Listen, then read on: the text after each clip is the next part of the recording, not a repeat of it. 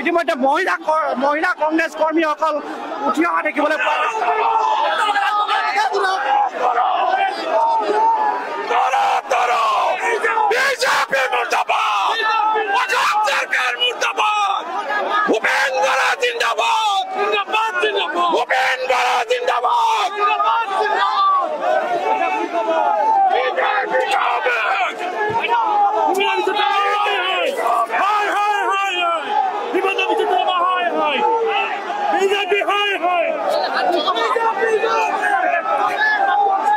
প্রতিবাদ আমার smart meter সৈরাচারী বিজেপির বিরুদ্ধে আমার প্রতিবাদ আমি ব্যারিকেড আছি ভাগি নাই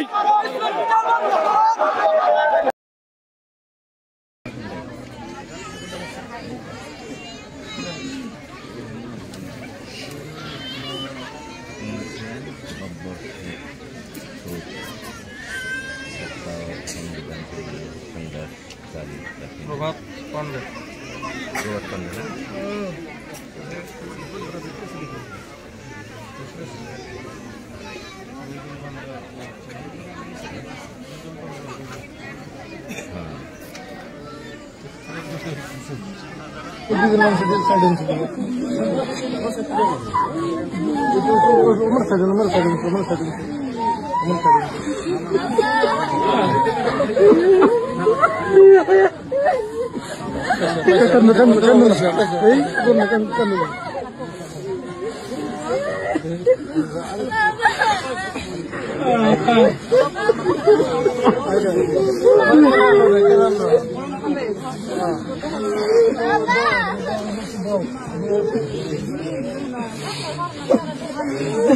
itu satu kumi kalau gitu mau gimana tadi paisen naga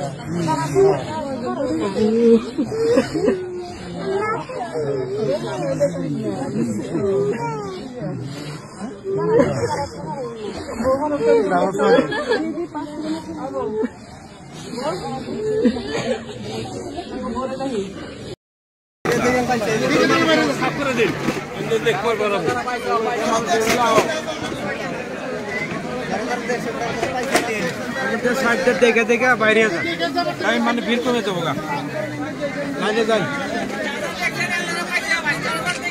দেখছেন যারা যারা তারা একটু বাইরে যান দয়া করে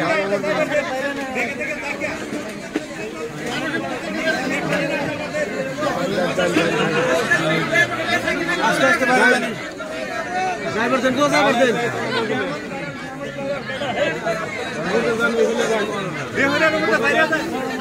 দিয়ে গেছে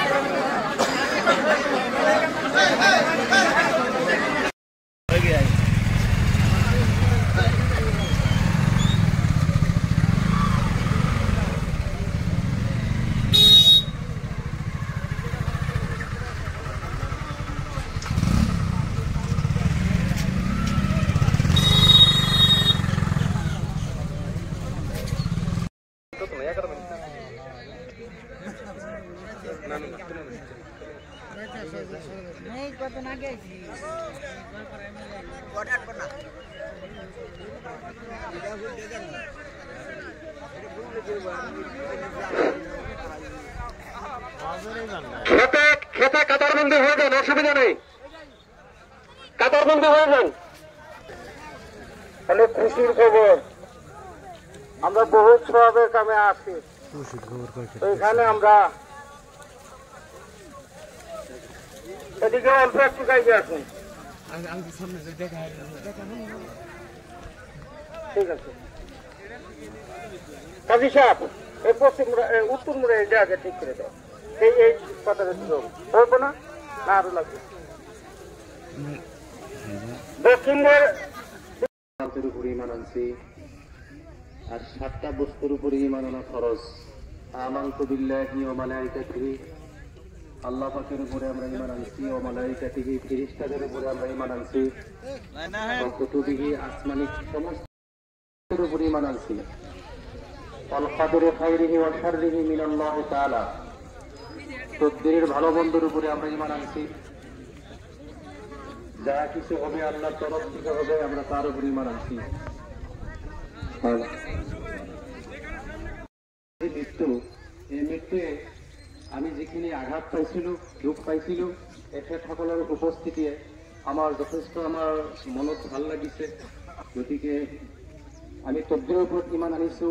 আসলে আল্লাহ পাকে মৃদুল ইসলাম তেখেতৰ যিখিনি আয়ু বা হায়াত, আমি যি 7টা বস্তুৰ ওপৰত ইমান আনিছো, এইটো আমি মানি ল'ব লাগিব যে এওঁৰ মৃত্যু এনেকুৱাই হ'ব যিখিনি লিখা আছিলে। বহলাই নকওঁ, আমি দোয়া কৰিছো, আমি আশা ৰাখিছো আগন্তুক দিনত আমাৰ এই কংগ্ৰেছ দলৰ যাতে আল্লাহ তাআলা এই এখেতসকলক সক্ৰিয়ভাৱে কাম কৰিবলৈ তৌফিক দান কৰে। আলহামদুলিল্লাহ। আমাৰ অসম কংগ্ৰেছৰ যিটো কাৰ্যসূচী আছিল, সেই কাৰ্যসূচী অসমৰ ৰাইজৰ স্বাৰ্থত আছিলে। আপোনালোকে জানে যে আমাৰ ঘৰবিলাকত আগতে মেনুৱেল মিটাৰ আছিলে। এতিয়া হিমন্ত বিশ্ব শৰ্মাই আদানীৰ সৈতে মিলি অসমৰ 23,70,000 পৰিয়ালৰ ঘৰত স্মাৰ্ট মিটাৰ লগাই আমাক যিধৰণে শোষণ কৰিছে, 3 গুণ বিজুলী বাতিৰ দাম বঢ়াই দিয়া হৈছে। আমি সেই স্মাৰ্ট মিটাৰ নালাগে বুলি প্ৰতিবাদ কৰিবৰ কাৰণে ৰাজভৱন চলোৱা কাৰ্যসূচী লৈছিলো। লগতে প্ৰধানমন্ত্ৰী বন্ধু আদানীয়ে যিধৰণে দেশত লুণ্ঠন চলাইছে আৰু আমাৰ ওচৰ চুবুৰীয়া ৰাজ্য মণিপুৰত যিমান 10 বছৰ ধৰি অশান্তি, মৃত্যু, অত্যাচাৰ চলি আছে, আমি স্থায়ী শান্তি বিচাৰি আন্দোলন কৰিছিলো। মই আপোনালোককে সুধিছো যে স্মাৰ্ট মিটাৰৰ বিৰুদ্ধে গণতান্ত্ৰিক প্ৰতিবাদ কৰাটো মৃদুল ইছলামৰ অপৰাধ আছিল নেকি? দুৰ্নীতি ভ্ৰষ্টাচাৰৰ বিৰুদ্ধে হিমন্ত বিশ্ব শৰ্মাৰ অবাধ দুৰ্নীতি ভ্ৰষ্টাচাৰৰ বিৰুদ্ধে প্ৰতিবাদ কৰাটো আমাৰ সকলোৰে দায়িত্ব। আৰু এজন নিষ্ঠাবান কংগ্ৰেছী হিচাপে, এজন সমাজ সচেতন যুৱক হিচাপে, এজন আইনৰ ছাত্ৰ হিচাপে মৃদুল ইছলামে হাজাৰ হাজাৰ ৰাইজৰ লগত সন্মুখৰ পৰা সেই আন্দোলনৰ নেতৃত্ব দিছিলে। মোৰ এতিয়া কবলৈ একো ভাষা নাই।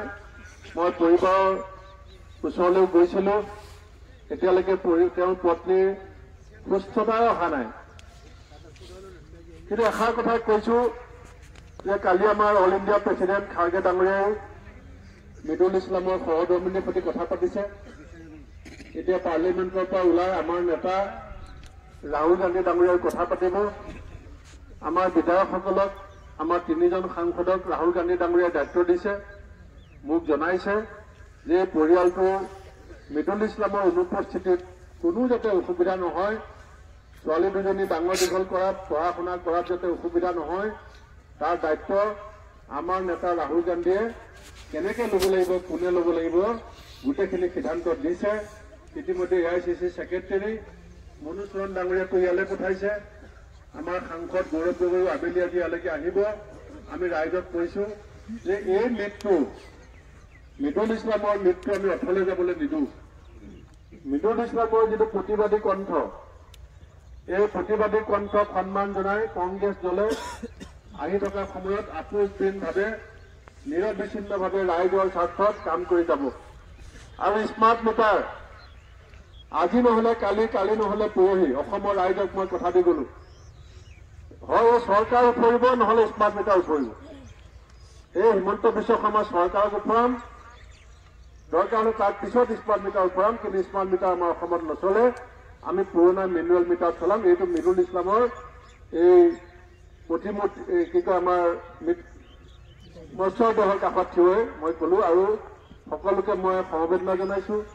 আপোনালোকে ইমান মিডুল ইছলামক ভাল পাইছিলে, ইয়াত যিধৰণে উপস্থিত হৈছে, আৰু আমি তেওঁ শ্বহীদ হিচাপে বিজেপিৰ ভ্ৰষ্টাচাৰ দুৰ্নীতিৰ বিৰুদ্ধে প্ৰথমগৰাকী শ্বহীদ বুলি আমি তেখেতক ঘোষণা কৰিছো। আৰু কালিলৈ আমি জিলাই জিলাই তেখেতৰ আত্মাৰ সদ্গতিৰ কাৰণে সৰ্বধৰ্ম প্ৰাৰ্থনা সভা আয়োজন কৰিছো। এইখিনিকে কৈ সকলোকে মই সেৱা জনাইছো, আৰু তেওঁৰ আত্মাৰ সদ্গতি বিচাৰি আল্লাহ ঈশ্বৰৰ ওচৰত প্ৰাৰ্থনা জনাই মোৰ ক'বলগীয়াখিনি সামৰণি মাৰিছো।